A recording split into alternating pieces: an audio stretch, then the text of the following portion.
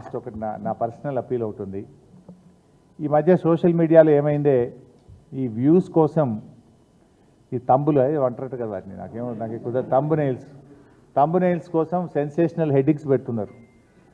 హరీష్ రావు బీజేపీలోకి పోయిండని, హరీష్ రావు కాంగ్రెస్లోకి పోయిండని, ఇంకేందో అయిండని, working president అయిండని, ఇవన్నీ అనవసరంగా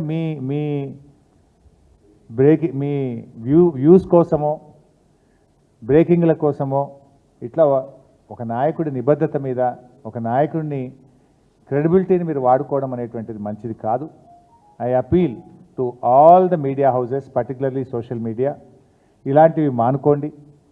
మీకు అంతా ఏదన్నా అనుమానం ఉంటే డైరెక్ట్గా నాతో మాట్లాడి పెట్టండి. కానీ ఇట్లా పెట్టడం ద్వారా ఏమవుతుందంటే లీడర్ క్రెడిబిలిటీని దెబ్బతీసేది మంచిది కాదు.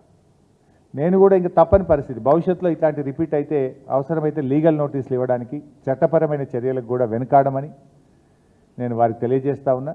దయచేసి మీ థంబ్నెయిల్స్ను వాస్తవాలు ఉంటే పెట్టండి తప్ప మీకోసం మీరు లేని పెట్టి ఇట్లా మా క్రెడిబిలిటీని మా పార్టీని దెబ్బతీసే విధంగా వ్యవహరించొద్దని నేను ఇప్పటికీ చాలాసార్లు కూడా చెప్పున్నాను.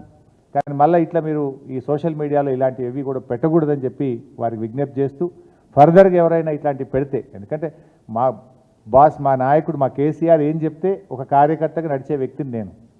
ఇష్టం వచ్చినట్టుగా వాళ్ళు వర్కింగ్ ప్రెసిడెంట్ అని పెడతాడు, వాడు కాంగ్రెస్లో పోతాడని పెడతాడు, వాడు బీజేపీలోకి పోతాడు, ఇవన్నీ ఉంటాయి అసలు ఇట్లా. నేను చాలాసార్లు స్పష్టంగా చెప్పాను, మీ బ్రేకింగ్ల కోసం, మీ లైక్ల కోసం, మీ వ్యూస్ కోసం, మీ రేటింగ్ల కోసం ఒక నాయకుడి యొక్క నిబద్ధతను నిజాయితీని దెబ్బతీయొద్దని, ఇలాంటివి మానుకోవాలని చెప్పి నేను విజ్ఞప్తి చేస్తున్నాను.